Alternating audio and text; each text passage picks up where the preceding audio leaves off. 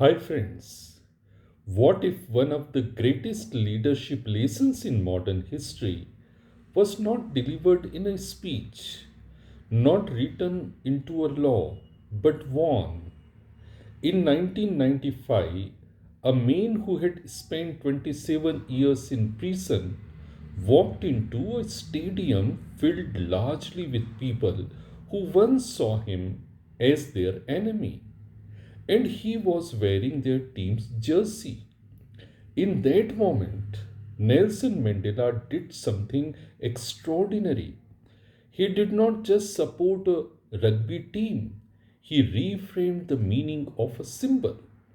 And that single gesture during the 1995 Rugby World Cup did more than help with a match. It helped begin the healing of a deeply divided nation. We know that Nelson Mandela was the leader of the struggle against apartheid, a system of racial segregation in South Africa where the white minority ruled over the black majority. Because of his activism, Mandela was arrested and spent 27 years in prison. For decades, he was seen by the white government as a threat.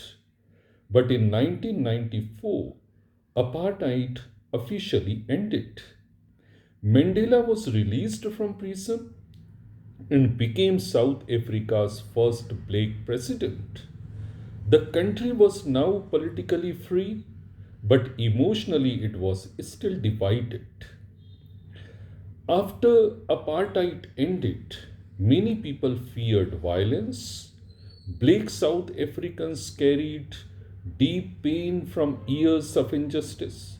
White South Africans feared retaliation. Trust was fragile. Now, here is where rugby enters the story. Rugby was not just a sport in South Africa. The national rugby team, the Springboks, was a symbol of white Afrikaner pride. For many black South Africans, the Springbok emblem represented oppression. There were strong demands to remove the symbol completely. Mandela had the authority to do so. He could have abolished it to satisfy his supporters. Instead, he chose something unexpected. It was a moment that changed everything. In 1995, South Africa hosted the Rugby World Cup. The final match was played in Johannesburg. The stadium crowd was mostly white. Just before the match began, President Mandela walked onto the field. He was wearing the green Springbok jersey, the very symbol many wanted removed. The jersey even carried the number of the team's white captain, Francois Pina. At first, there was silence. Then the crowd began chanting, Nelson, Nelson, Nelson. In that moment, something shifted. The man who had been imprisoned by the old system was now embracing one of its most powerful symbols. South Africa won the match that day, but more importantly, a new emotional chapter began. People who had feared each other saw the possibility of unity. Why this was a master stroke? This was not a casual gesture. It was deeply strategic and deeply human. He reframed identity. Mandela understood something important. If he removed the Springbok symbol, many white South Africans would feel erased. Instead of saying, Your symbol must disappear, he sent a different message. There is a space for you in this new South Africa.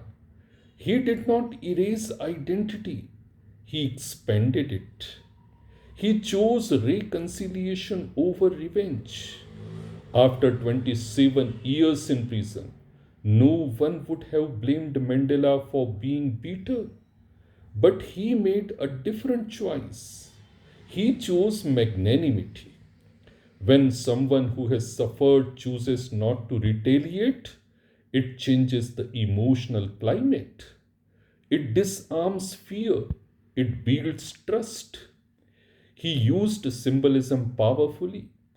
People forget speeches, they remember images. A president wearing a jersey might sound small, but at the right moment, symbols speak louder than words. That image traveled around the world. It showed reconciliation in action. Why this matters today? Today, many societies are divided. Political debates become personal attacks.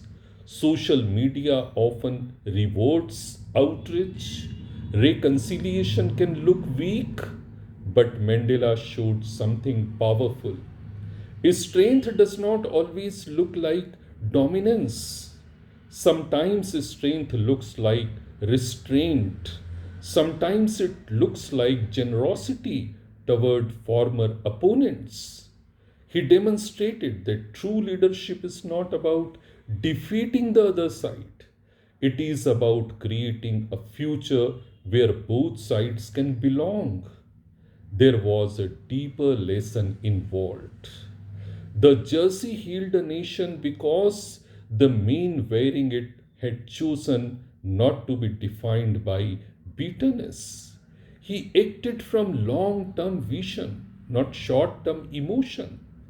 Leadership is not just about policies, it is about emotional courage. It is about the willingness to take a risk for unity. Mandela understood that symbols can divide, but they can also unite if used wisely. The question is not what would Mandela do today? The question is do we have leaders willing to rise above resentment?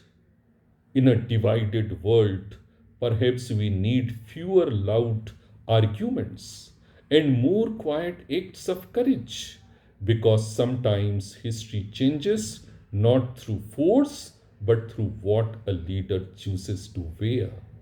Thank you.